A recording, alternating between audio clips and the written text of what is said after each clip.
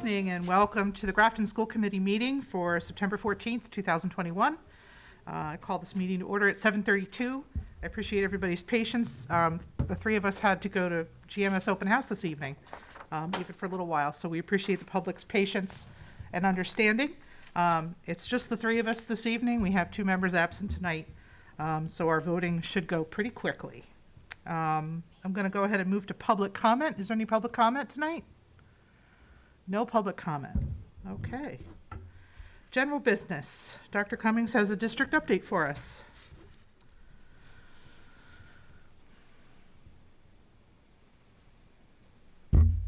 All right, I just had a few slides for the committee, and obviously I can take any questions that you might have. I wanted to start by offering just a giant thanks for everybody that's involved with the district. We had a great first 9 days of school. The start was terrific. I was talking to Annabelle about being over at the high school for a few hours today, and it looked and felt like the old high school with masks. I never once, even when the kids came back, we didn't get that feeling last year, so that was fantastic. It kind of makes all the work worth it, and the kids seemed really happy, and teaching was great. It was just a really nice thing to see. But everybody has put their best foot forward, and in some ways it's more challenging than last year, believe it or not. Last year I was telling Michelle that we had what felt like a playbook, like 300 pages, and it was a really complex playbook, and nothing about it was easy, but we at least had that. Today, or this year, it seems more like day by day, and everybody's doing the best they can, and somehow it's working exceedingly well. But that's not just by chance. That's truly thanks to our staff, parents, and students. I'm just extremely proud of the district in the start of the school year. All right, so a quick update, COVID-19 related. This is actually the bulk of the update. As you know, back in August, the DESE announced that we'd have mandated masking for the whole state through, at the very least, October 1st. We still haven't received any transition information. That's probably the number one topic among superintendents is when are we going to get a heads up in terms of what that transition is going to look like. As of today, we have had 14 positive cases. 5 of those were prior to the start of the school year. We've had a lot more close contacts in terms of per case than we had last year, without the spacing. That's obviously going to happen. I did a rough count today, and out of those 9 cases in the district, we had about, I think it was 154 close contacts. What's been incredibly helpful this year is the use of the test and stay program that's been utilized with close contacts with every one of the positive cases that we've had. As of the 10th, we had given out or performed 176 tests associated with that program. So that's been fantastic in terms of being able to keep those close contacts in school. This is the same slide I used last time. Just wanted to reiterate that test and stay program allows us to keep asymptomatic close contacts in school. They need to take the rapid by next now test with our nurses at our schools on a daily basis, typically for about 7 days. And of course, we only do that with parental permission, but the participation rate's been really high and the results have obviously been great. We've been able to keep kids in school.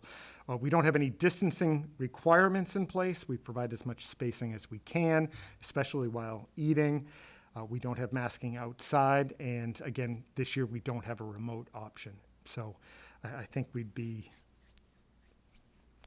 not in trouble, but it would certainly be very hard with that number of close contacts out where we can't provide a robust remote program as we did last year.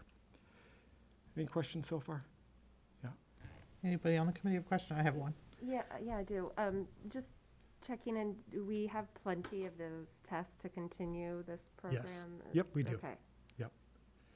Yeah, I was going to ask that too, because that seems like a lot to go through in such a short amount of time. Yeah. Do you have a sense of how many were positive? I don't. I can find out.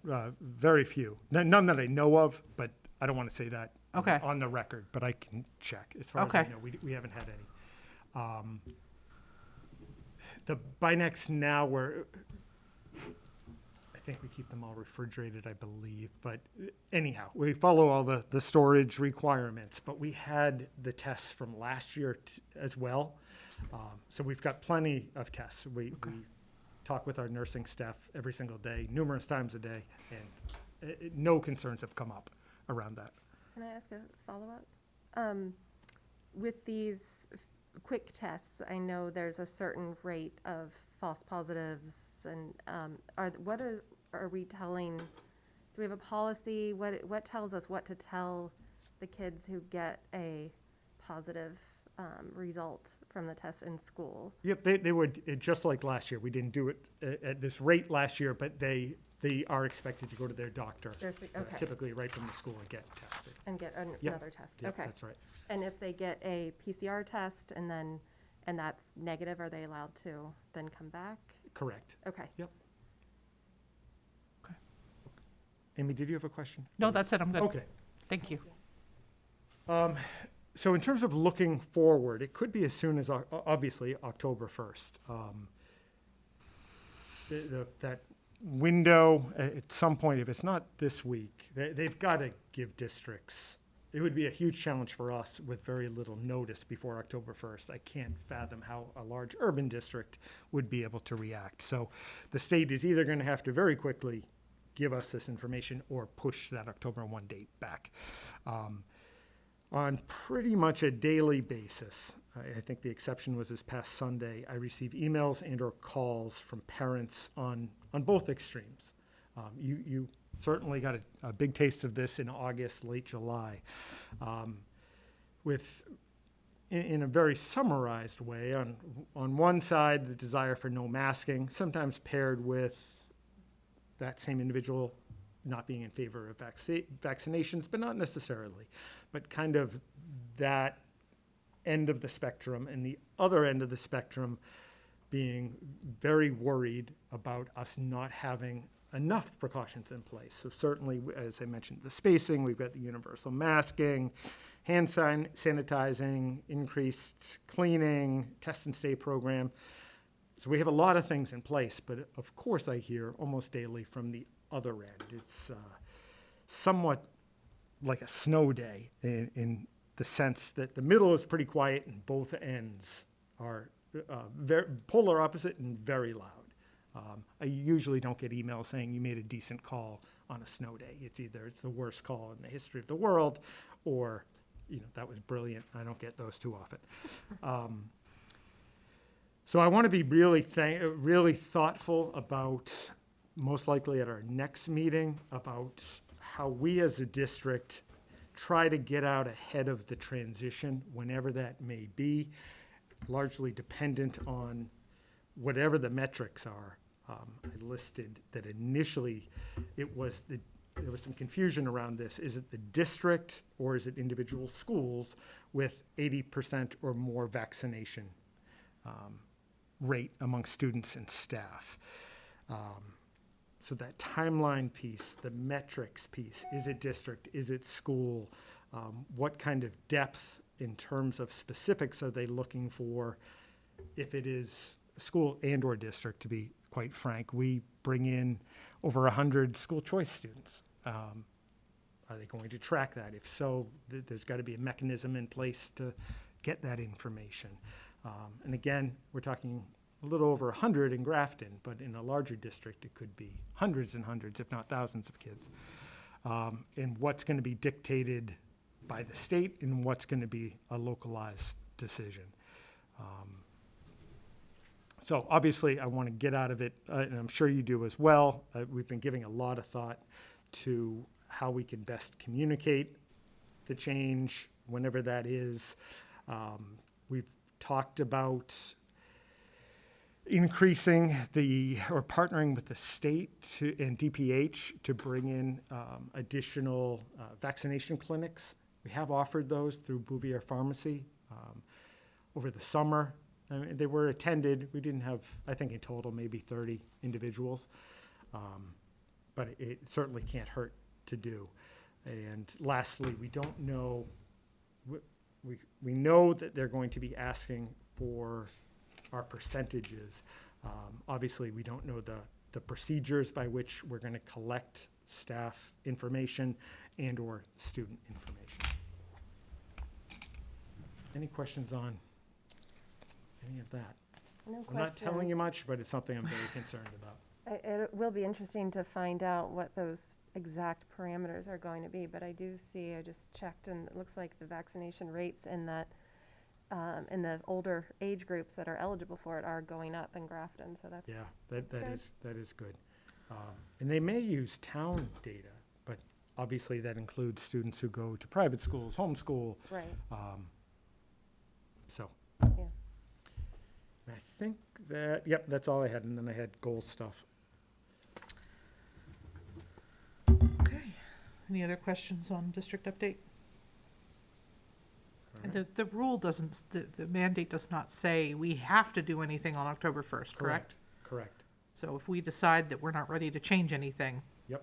Okay. That's right. All right, superintendent goals. All right.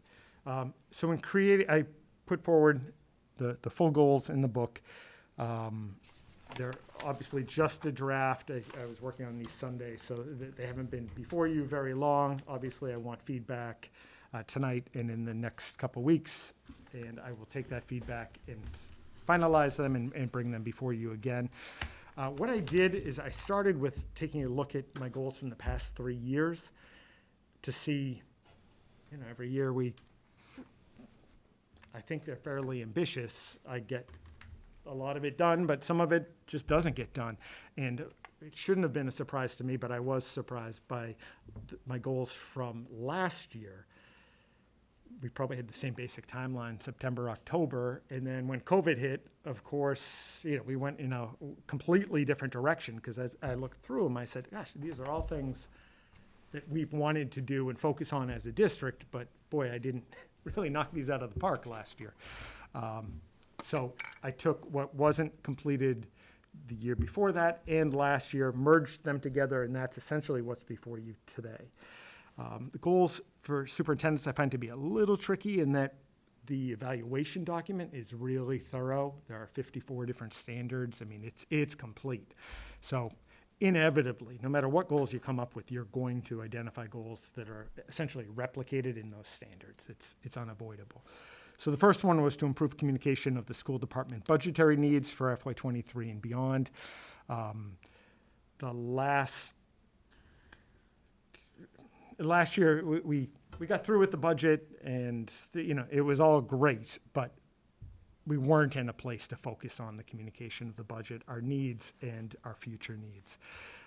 This year, we are working very closely with the municipal side and the town administrator. They have secured us use of ClearGov, so we're going to be using that for the budget.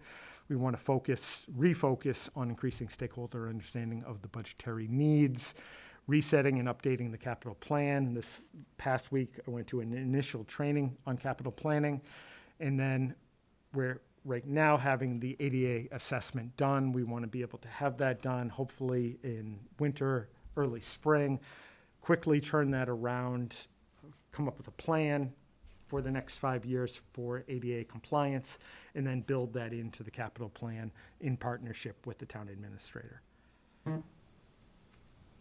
Goal 2 was increased coordination and effectiveness of student services. This is still a huge issue for us, as big an issue for us as probably, certainly Grafton has experienced in the last 100 years. We are currently working on the paraprofessional structure support and professional development for that position.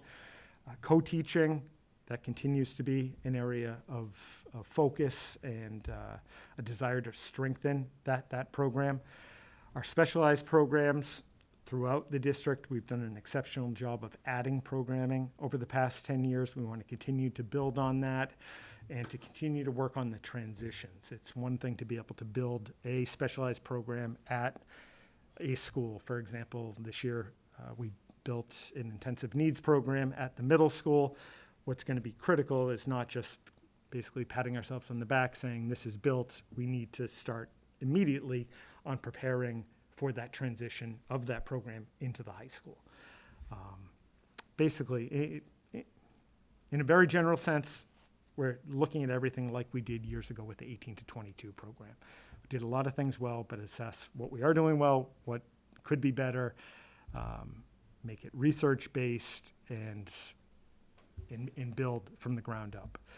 The internship program, we were really starting to get some momentum when COVID hit last year. We still had some internships, but it was very limited. With Jay Cody, we expect to take that to the next level this year.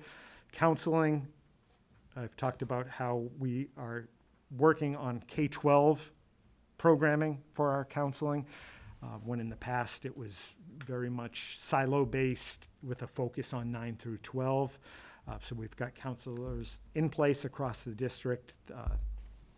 Thanks to our funding last year and the override, we were able to add counselors the past 2 years. So that's going in a very positive direction. And last but not least, scheduling. Even today, we did a walkthrough for a few hours at the high school. In the meetings we had before and after the walkthroughs, we're focused on how we can schedule most effectively to benefit students in the future. Just because we've scheduled a certain way for 10 plus years, we think we can do it better. And you don't start working on that in the spring, you start working on that now. So those are, in a general sense, what I have under Goal 2. And last but not least, Goal 3 is strengthening our collective ability to meet the needs of all students. We have a data system in place. Again, last year was our rollout year, but it was very much interrupted and put on the back burner. We had training over the summer for the leadership team on that system, and that will be something that's worked or provided to staff as well. It's a really powerful tool to manipulate and understand data really effectively. We want to always improve upon the effectiveness of the evaluation system. We entirely utilize or comply with the state evaluation system. We are constantly working on trying to find ways to streamline that process, to figure out what parts are most effective in terms of teacher support. Kristen Gasper's been invaluable with that. She's working with a small group of people. Again, that was something that we're always working on, but last year really we're going to dive into it, and that got interrupted. Wraparound services, that ties to the counseling, so that connection that we have to agencies like Shrewsbury Youth and Family Services that can help coordinate services for students. Like I have a great deal of confidence in our ability to knock it out of the park for those 6 hours, six and a half hours that students are with us every day. But the other 18 hours that they're not with us, many families and students need supports that are coordinated with what we're doing in school. And many parents need some assistance in connection with those outside agencies, working through insurance, et cetera. So that's something we've been working on. You may recall that pre-COVID, we were on the brink of literally the week before kind of COVID hit. I think, Laura, you might have been with me. We went to a community meeting at Millbury with, I forget even who was there, but we had somebody from the legislature. We had Millbury Superintendent was there, right? We were on the brink of trying to put in, or we were going to put in for a joint grant focused on counseling around vaping. So obviously, if somebody's caught vaping and they're suspended out of school, I'm going to guess they're probably vaping at home. That doesn't get at the root issue. So we wanted to work together to build in a counseling component. I have talked to the Millbury superintendent, and that was just one avenue, but we're both anxious to get that collaboration up and running. I mentioned the visit today. Every Tuesday and Thursday, we're doing multi-hour visits to schools and to classrooms, again, based all around supporting schools and supporting our staff. You'll be obviously provided with a breakdown of all those different meetings, but that's going to be much more formalized this year. And of course, assessing equity across the district and creating an action plan. In a couple meetings, Gabby Knight and Tracy Kalo will be talking about outlining the work that we're doing in terms of the equity audit. We expect and hope to have a working draft ready by December, most likely, and it finalized sometime later in the winter. That was a lot of talking, but those were my 3 goals. Any questions? Go ahead, Liz. This is great, thank you. I'm just wondering, you have a lot of great benchmarks that I feel like we would use that later in the evaluation to see whether goals were met. I was just wondering how you would benchmark the partnership with the Shrewsbury Youth and Family Services. We have structured meetings with them throughout the year with that counseling group. A piece of that, being a roundabout answer, but for the first time we assigned a liaison, if you will, among the adjustment counselors, for example, where they were, talk about siloed, all fantastic people, but working in their own buildings, and they barely even got together. So created a coordinator position. It's an existing position, just with a stipend. But our most experienced, Patty Champion, our most experienced adjustment counselor, is going to be working with the adjustment counselors initially. They're going to be getting together on at least a monthly basis. They're going to be providing myself and central office staff with a better sense of how we can most effectively use Shrewsbury Youth and Family Services to meet the needs of the district. So prior to doing that, so in past years, it would be very, very, very reactive. So a student has some kind of issue or a family, and they're just kind of falling apart, which is still going to happen. Don't get me wrong. We have to be able to act in that reactive way. We didn't have a proactive side to that. Where we're able to more efficiently get to issues before they become a crisis. That's the goal. So they are meeting monthly, and we are meeting with that group a week after they meet every month to basically benchmark, find out what we need for supports. I think we have enough hours. It works on an hourly basis with them. You can purchase as a district a chunk of hours. It'll be interesting as we go forward to see if we need more hours, since we've added to our counseling staff, is that going to result in a decrease in Shrewsbury Youth and Family Services? Or if we do a better job setting things up to be proactive, we may be able to expand our reach and get to the students and the families that we typically wouldn't, and keep the same number of hours. So I'll be reporting back. We'll most likely have Patty and maybe some other counselors come in and speak to their work. Yeah, that sounds great. Thank you. Go ahead, Laura. Thank you. I don't have a lot of questions. I like these goals a lot, Jay. I think they're good for kind of where we are. At first, I was kind of thinking about the budgetary one, but I think it is really important once we kind of figure out where we are with COVID funding and talking about kind of the next 4 or 5 years, writing out the override and where we're heading to kind of start. That was kind of my thinking. Yeah, I think start a lot of- communicating that out and working with the stakeholders and the public just to get understanding now versus waiting and just talking. So I think that's great. I have some ideas on maybe what we can do just to help communicate that.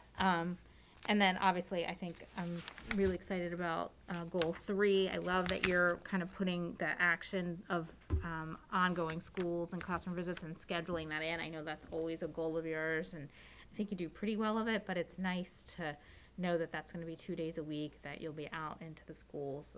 I think that's better for everybody when you're there, including you. So I think these are great. So looking forward to hearing more, and let us know how we can help and what we can do to help meet these. Okay. So I will bring these for final approval back to the next meeting, and I'll obviously get feedback from Jen and Rahul as well. Okay. At the risk of sounding naive, I'm hearing a lot more about vaping. And I kind of thought the COVID pandemic, maybe kind of the combination of that and the laws around vaping, the availability of the products, the flavored products, that had made a significant dent in the problem.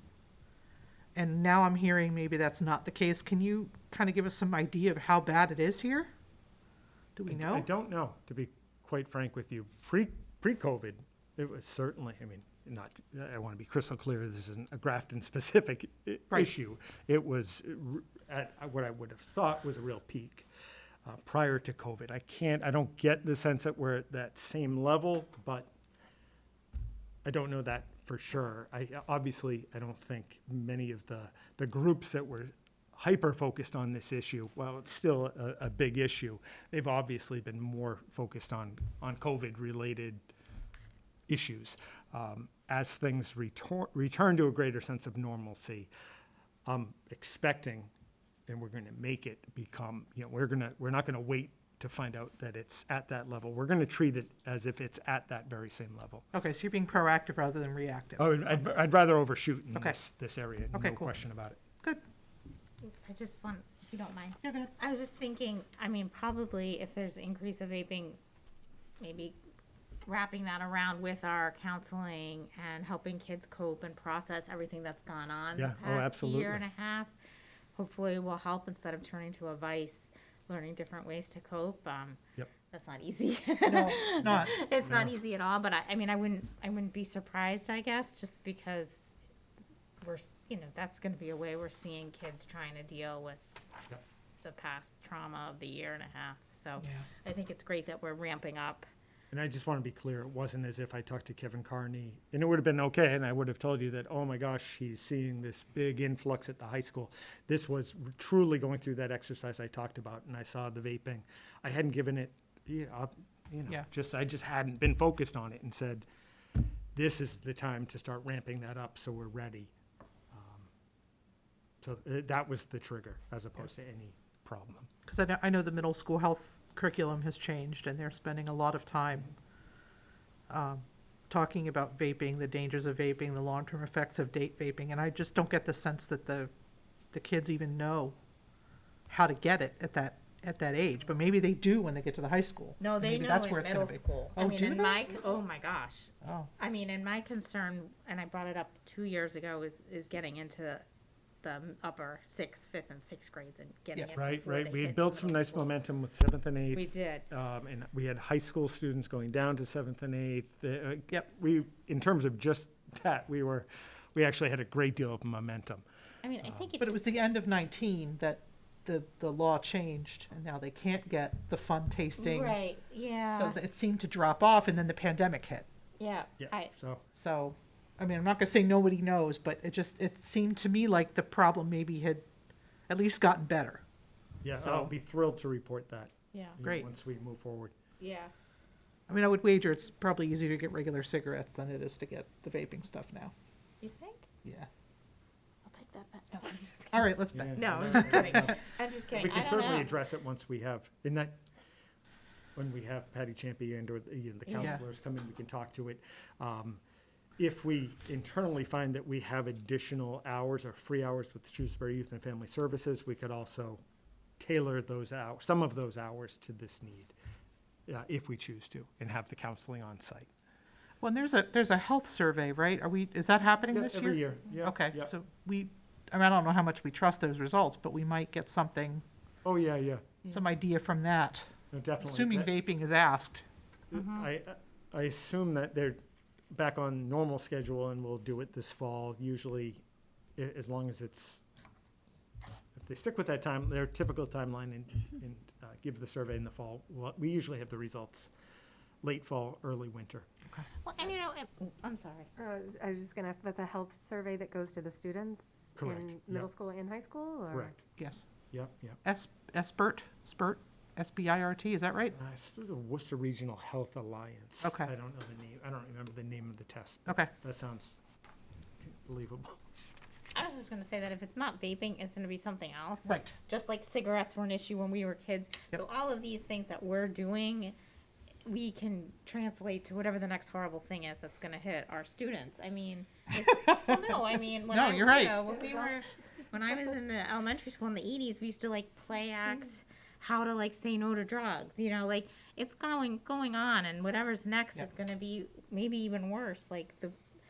So vaping, because you could hide it, versus smoking a cigarette, you would know if Yep. So anything we do here, whether is going to help in the future, I think, because we Yes. can hopefully, it's the same Yep. issues anyway. I agree.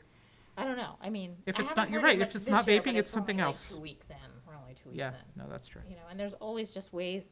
We have to help people figure out how to cope and how to, be confident in themselves, and that's just a challenge. If we could solve that, I would love that. So this is all good. I'm still working on that confidence serum to be able to give teenagers. Sign me up. Sign me up for that too. But really, I mean, you make bad decisions when you're not Not feeling you. good about yourself. Younger team. I was thinking myself. Yeah, sometimes I could use it too. All right, anything else on Jay's goals? They look good. I'll read them again when I get home. We'll move on to the budget process review for fiscal year 23. I touched on this at the last meeting,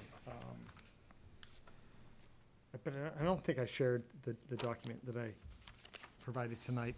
For the most part, going back to our traditional timeline, the big change this year for us is going to be use of that ClearGov software program. So Anita and I, as it stands now, have no idea how to use it, which over time, that's going to become a problem. We did meet about capital, as I mentioned last week, and there was obviously discussion about training because all department heads are going to need to be trained. So hopefully that takes place in the next couple of weeks and will be up and running. The end product, we looked at some districts that have used ClearGov, and we more or less liked the end product and feel like we can do at least an equally good job in terms of visually presenting our budget and doing it with as much transparency as we'd like. So that's the big piece. The other dates, they're pretty general, but they're in accordance with what we've done in the past, and obviously culminating with town meeting in May.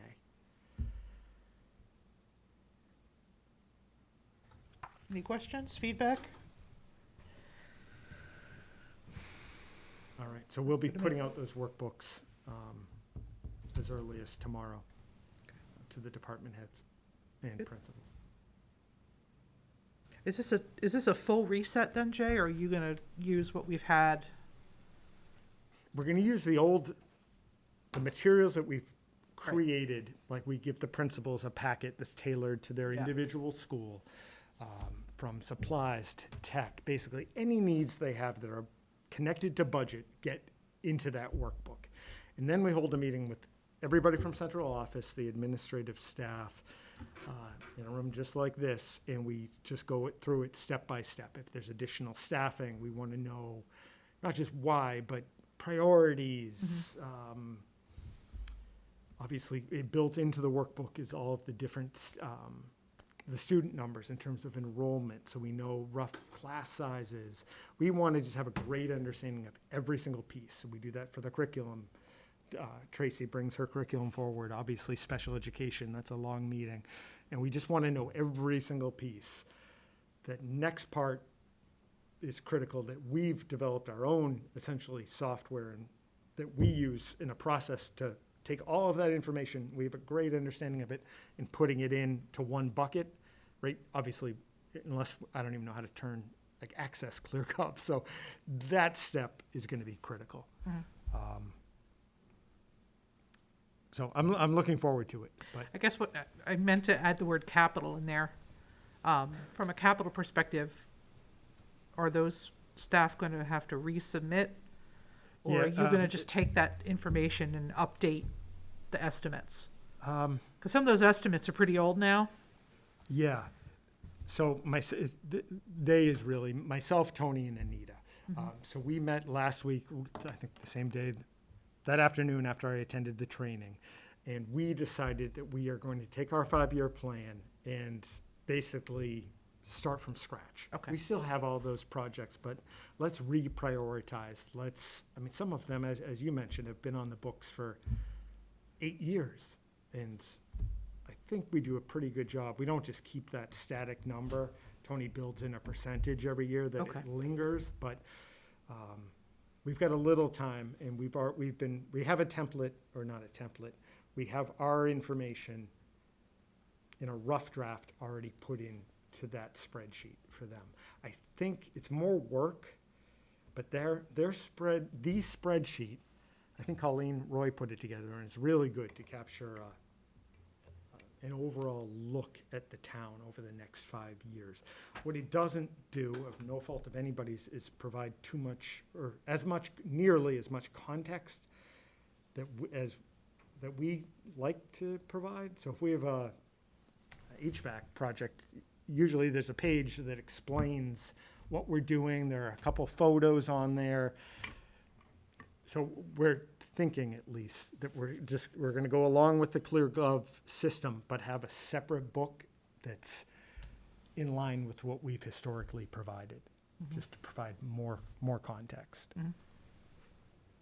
Cool. Just one final comment, just in case, I know this is just for us, but the schedule, just note that the years just need to be updated. Yeah, I Okay. did do that, and I handed it out. I gave Okay. you the That's handout fine. just Just in because. case you, drove okay. There's a separate page on insane. the I end. think I've To done it copy 3 and times, I paste. swear. No, I'm still doing it too, and I Oh, goodness. just made a calendar the other day for something else, and did the same exact thing. There's no time during COVID. It's fine. Right? It's still 2019, isn't it? Boy. All right, thank you. This looks great. All right. And plenty of time if we have inclement weather in January and we have to push the budget hearing.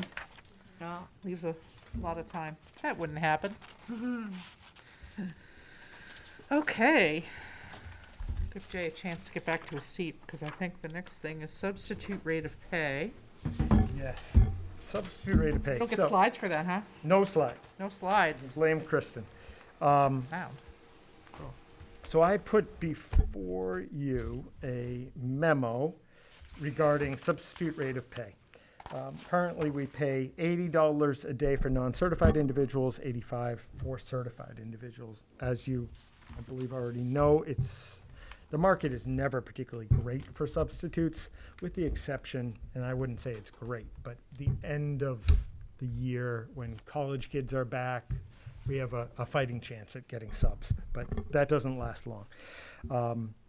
So we want to be, especially now, as competitive as we can possibly afford to be. We looked at what was budgeted for subs this year, for the whole year, and we tried to basically backwards plan. What is the largest increase that we could provide in terms of pay on a daily rate that would get us to that number? And if it put us over, it wouldn't, bankrupt us. So that math worked out to be an additional $10 per day. So instead of 80, we would go to 90 for non-certified and 95 for certified. It would also bump us up. We do have certified retired Grafton teachers currently working for $95 a day. Obviously, they'd go to 105. So we'd be somewhere in the maybe upper middle in terms of area districts. I didn't have too much time to fully survey, but BVT averages $100 a day, Shrewsbury's 90, Westboro 100, Millbury is down at 80, Sutton down at 80. So we wanted to be, again, as competitive as we could be. Our subs are absolutely fantastic. The ones that we do have are definitely worth more than $90 or $95 a day. I mean, if we could afford to do it, I'd be asking that we pay even more. The other change is long overdue, and that's when we have a long-term sub in place. Our existing policy, and I'd ask that if this is approved going forward, we take a look at the policy regarding long-term subs. I don't believe the pay is in the policy, but within the policy is a long-standing procedure by which long-term subs have to be long-term subs for 90 days consecutively before that rate kicks in. So they could be working for 90, not even, $85 a day until the 90th day. And in those 90 days, they have been grading, they've been working with parents, they've been, prepping, they've been working as a teacher. And it hasn't happened within the last 10 years, but I know in the past, if there was any kind of break in service, say for a few days they didn't work, you have to reset the 90 days. We don't want anything to do with that. If somebody fills in as a teacher for 5 weeks and with the approval, everything, we already have an internal procedure where Kristen Gasper would be very involved, and we'd be giving a letter of hire or appointment as a long-term sub to that individual. From day one, when they're in that role, they're making that $270 per day, which is essentially a prorated bachelor's 2 rate, which is competitive. So that piece, long-term sub, and then the daily rate are the two pieces. So that would have to wait until we would change GCG2 then? So Technically, we yes. can't knowingly violate a policy until we fix it. You know what I mean? Like, it's still weird. Go ahead. Oh, well, no, finish that, because I'm not. No, that was gonna my comment. question. I mean, yeah, but it's gonna take us at least another month to get, we'll have to meet and then first reading, second reading, so I think if Well, we. we've gone without a second reading in the past. Right, well, whatever, I mean, that would be up to you. I wouldn't be concerned if we voted tonight that our policy needed to catch up, but that's me. I had a question, though. I know we talked about this long-term sub before, and I understand what you're saying is they get a letter of, like, let's say a teacher's out on maternity leave, somebody comes in to be a long-term sub for, English, and they're there for whatever, the remainder of the maternity leave. But the way you kind of just explained it to me, I interpret it as if I just get called every day for 90 days and I'm floating about in different classrooms for 90 days, am I a long-term sub there? No. No, without Okay. that, I'm glad you're asking. So we're going to be really clear about that, number one. But number Okay. two, the guard at the gate is the HR director. Is the HR letter, yeah, which is Kristen this, Gasper, which is what who is in fully bold. understands it's not that. It's Okay. not somebody filling in for 4 days. And Yeah. we're going to have discussions about it, but we need a chemistry teacher for Yeah. 5 weeks. It's never going to make the 90 days, but it's not, you're filling in for 2 days with lesson plans. After the first 5 days, that person's teaching chemistry Yeah. with supports, a lot of supports, but that person would get an appointment letter, would have an individualized meeting about the expectations, which we always do, and that rate of pay. So never by default. Thank you. Okay, yeah, I think we just would have to be clear No, I'm glad you asked. on that, just because I don't like the vagueness. I just also, I can't remember, I think we've maybe raised it twice, but it's definitely been a while since Yeah, I've been on the committee that we've raised it, and looking at the area districts, we're certainly among the lowest, and knowing as hard it is to get subs.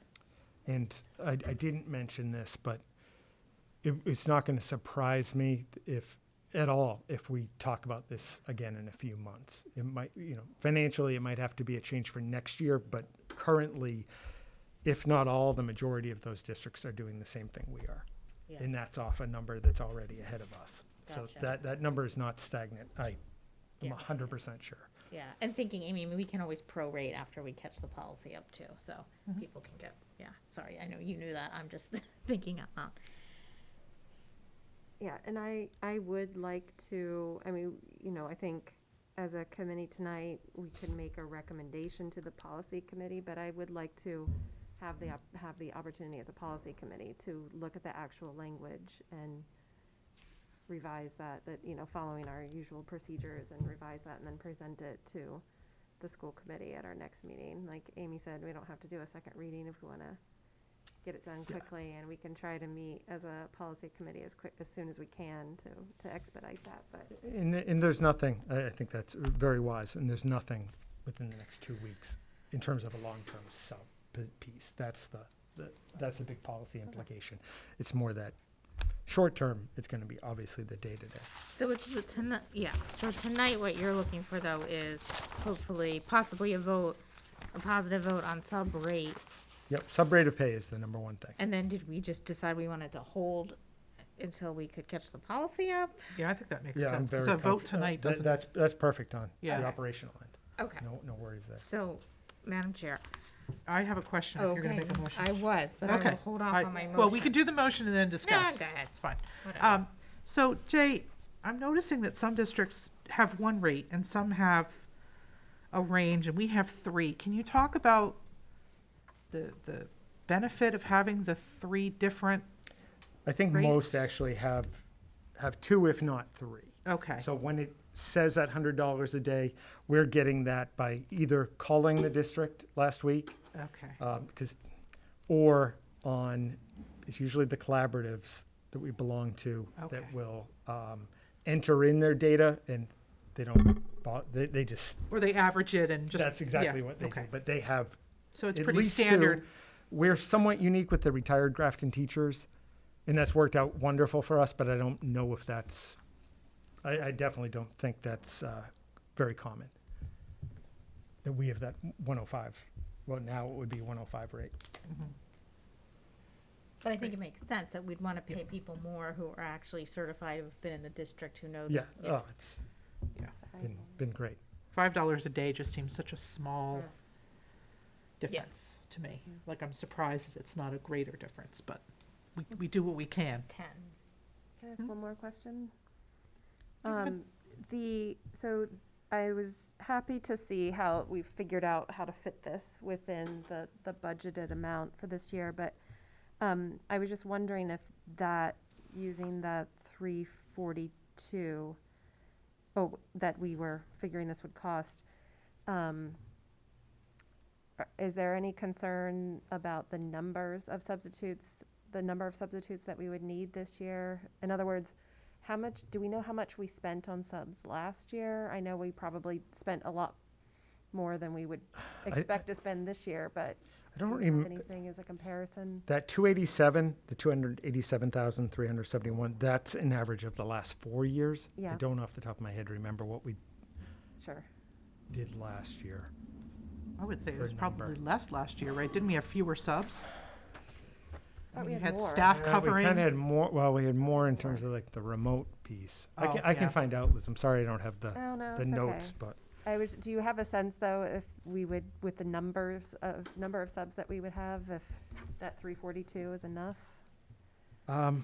we think so. Right now, we still have that from ESSER 2 monies that could be utilized for this. We still have about 300,000 in that pool. So one of the questions that I asked was along those lines, where if we go over for whatever reason, we have huge COVID numbers, who knows?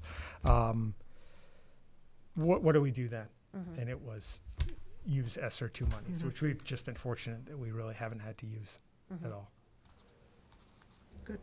I was going to ask that. But too. I think it's safe. That these are definitely very conservative. Okay, But good. All right, I'll take a motion, Laura. All right, good question, so.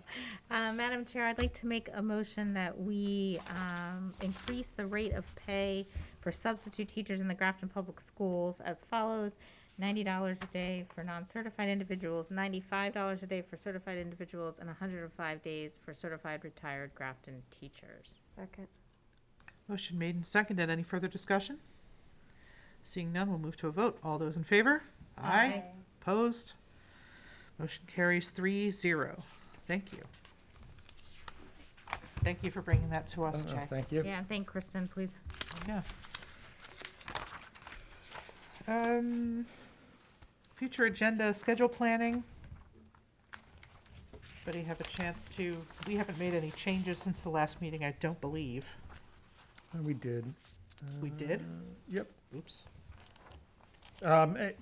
We didn't change anything in terms of content, but in terms of scheduling, I did.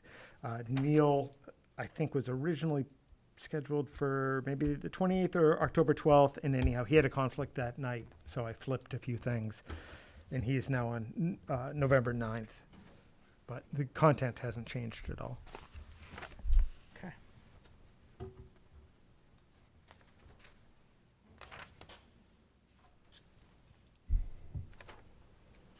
Anybody else have anything? Not for me. Nope. Okay. Thank you. Move along to approval of minutes. I believe we have two sets of minutes, do we not? Correct. Yep. June 22nd and August 24th. We'll take a motion. I motion to approve June 22nd, 2021 minutes as presented. Second? Any discussion? Seeing none? All those in favor? Aye. Opposed? Abstentions? Motion carries 3-0.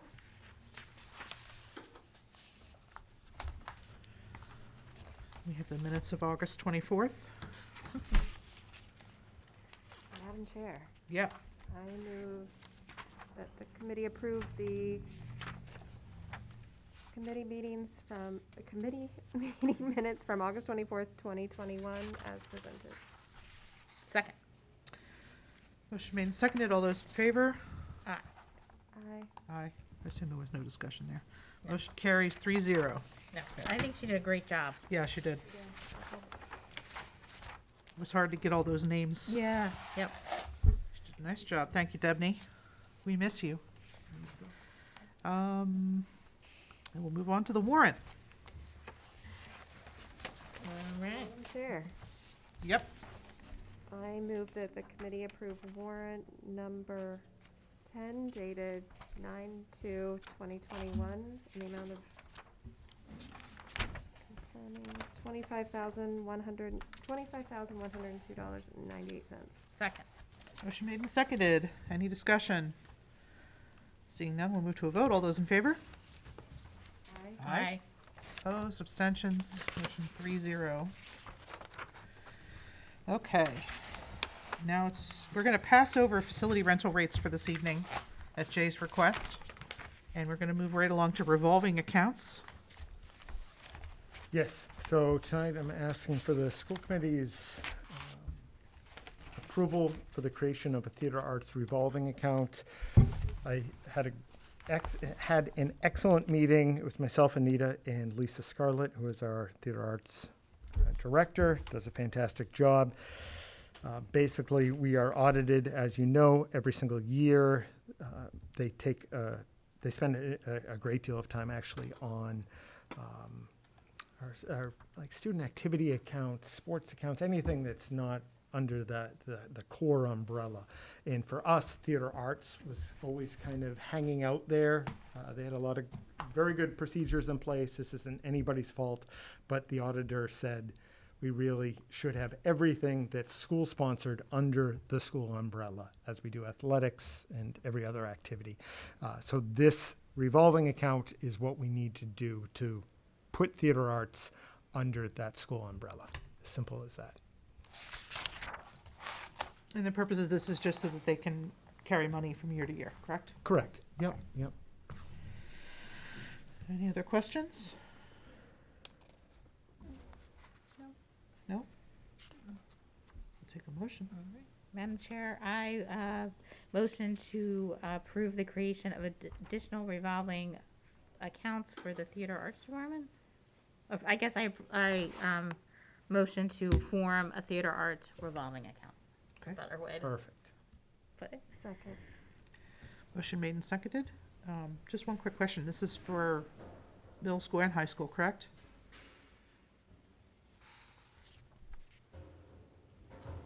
Yes. Did you say yes? I think so, yeah. Jay? Say that one more time. Sorry. For middle school and high school, or One of those parent emails. are we keeping them separate? Because we have the GMS theater and we have the high school theater. Are they being run Yeah, together? we'd have, for our purposes, one. One, okay. initially, yep. Okay. All right, any other questions, comments? No. Move to a vote, all those in favor? Aye. Aye. Opposed, no? I didn't vote no, I don't know why I said that. Motion carries, What? Opposed, oh, no votes, no. motion carries 3-0, sorry, Debney. Okay, we'll move along to policy. All right, Liz? So it's just the second policy is cleaned up from what we reviewed the last time. Right, so yes, we have 3 policies that we are presenting for a second reading. The first 2 are related to our health and wellness policy that we presented at the last meeting. But let me know if you have any questions. Just in summary, we're reinstating the Health and Wellness Committee that will be initiated soon, and these policies provide guidance for that and what it will involve and what the requirements of that committee are. And I'll stop there and see if there's any questions before we look at the third one. Amy? I know, right? I have no questions, I'm happy to do all 3 of these in one. Okay. Right. We'll go through the last one then. The last one is a policy that we also discussed last time, so it's up for the second reading.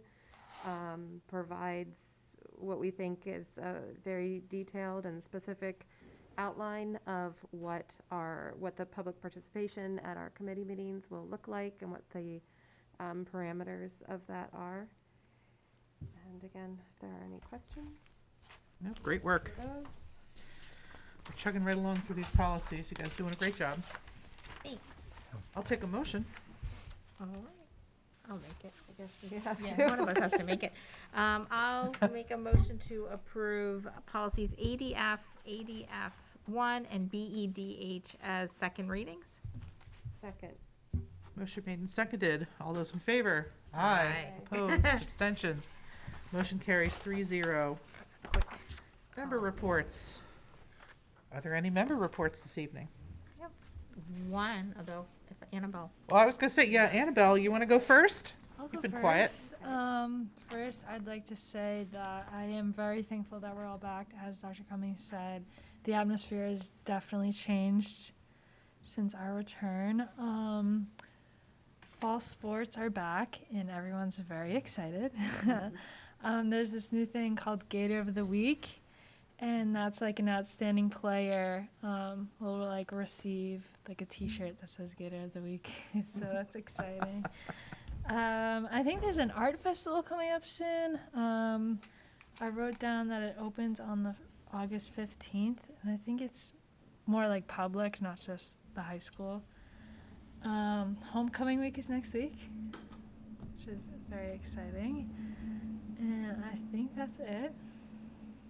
What is planned for homecoming week? Okay, so Monday's pajama day, which is very fitting for a Monday, I think.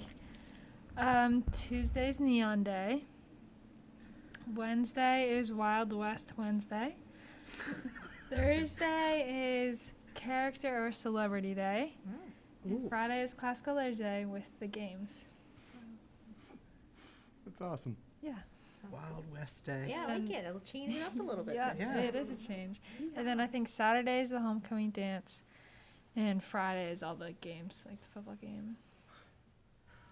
Fun. You have clothes for Wild West Day? I don't even know where I'd begin. I will have to go shopping this weekend, but I think everybody from Grafton High is going to Savers this weekend. That's yeah. Yeehaw. That's Yeah, a curveball boots, there. I jeans, know, your hair and braids, a hat. I little was at neck- the like a little little handkerchief. I can help you. Are you gonna dress up? I was thinking for traffic duty, but that seems like a lot of work. No, we can. Oh, do we it. can help you. Some what are I don't those know. called? Spurs? Chaps? Yeah, I Chaps. don't Chaps. have Chaps? spurs. No. Cowboy hat of some kind? Yeah, I don't have. Cowboy hat's easy. You guys? Party like a City. huge Yeah. 10-gallon hat. Yeah. I do. I Yeah. have 2. Yeah. We used to go to Ride and High Ranch, that's why. I have a costume for every occasion. Of course you do. You should just raid your closet. We had to do a pep rally a couple years ago at North Street for their fun run, so we all had to dress up in costume. A vest? Jay, do you have a vest? I don't have cowboy stuff. I find gonna it have to odd. Well, get I expect you'll be out in your pajamas on Monday. I'll figure something out. Well, that sounds fun. Yeah, that's awesome. Yeah, Glad I'm to hear looking forward to it. that we're having a dance this year. It's good. Yeah, yeah. And it's outside, right? That's what Yeah, I heard. I It's believe so. outside. I'm hearing tennis courts or I'm basketball hearing, courts? Yeah, I'm hearing different locations as well. I'm not sure. I think there is like a set location, but I don't think they've told anyone yet. So. That's pretty cool. Oh, maybe you have to Probably gonna be bring on one an of the egg and courts. they let you in to like a hidden place, like a An egg? hidden rave. Sure. That was a 90210 reference. Yeah, oh yeah. my word. Don't bring eggs. Don't bring Oh. eggs. No, don't bring eggs. Never mind. Don't listen to me. Any Bad other idea. member reports that don't involve eggs? Yes. All right, Laura. Did you go? Am I gonna? So I went. Tracy Kalo and I definitely went to the MASC How to Deal with Difficult Conversations No. with your community, and it talked a lot about supposed critical race theory, equity, all the things that committees have been facing over the state. One of the things that really we dug into that made me super happy was the public comment policy, and it was echoed everything that we just approved. We were right on the money, if not ahead and better, which was great. Also, just a lot of listening. They talked about really just making sure people are heard, and listening is important, and keeping your own personal, opinions out. One thing that is different than what we do, and I'm not sure, it's something that we probably should think about as a committee, because I always like to future-proof the committee, because we're a great committee. Things can change, is the social media. And both the speakers really recommended not engaging at all on social media at all. And somebody said, well, I like to post facts. And they said, your facts are, may not be your other committee facts and links. And I don't know. That was just something interesting. I didn't get involved in that, but it was just a thought that they said. And then just really nice knowing that there's a lot of support and people really just trying to help one another during the difficult times, and knowing that some of this is they talked about public record and requesting public records and how it's designed, but if it's an out-of-state person or somebody who's not in our community, you can actually ask them to pay for it. They didn't recommend doing it for internal. So I'm trying to get the recording for Tracy. She asked just to go through with her notes. Oh, that'd be great. If I can get it. They always say they're going to record it, and then I never see it. Yeah, they say they're going to send a link out. Yeah, And they I've never done do. that. So I will try to get the link, because it would be, it was good. It was good. And they did a good job. Mark Terry, he works for Merrick O'Connell, and he's on the Ashland School Committee. He presented, and I didn't catch the other guy's name because I was a few minutes late. Well, thank you for doing that. Yeah, it was a good one and just interesting. But I felt really good about where we are as a committee. So For the record, I had planned to watch that, and I could not do it the day that it was. I was just like, I Okay. can't do it. some days, that's why it's Some days are better than others, right? Yeah, exactly. I was excited to see, and I'll send an email to the committee too, since two of our members aren't here. They're doing the superintendent review bag lunch on Friday. Yeah. So if you can't do that, you can request the recording. I'll watch it just to make sure I get everything, in case there have been any changes. Jenna and I took that together at MASC a few years ago. Yeah. So And I took it at the conference, Yeah. but I think it's time for me to do it again. do it again. Yeah, especially because you're. Because I'm, yeah. Yeah. Yeah, those are good though, and I was really sorry to interrupt. I was really glad that Tracy came as well. It was good to see her. Yeah, that was great. See, so member reports. Liz, do you have anything? No. Okay. Nothing to report. I went to the football game the other night, and because I have kids in the pep band, and I'm so excited that we can have music again in the schools, in the rooms, on the field. The kids are just they're so much happier that they can go to a band class and actually have band.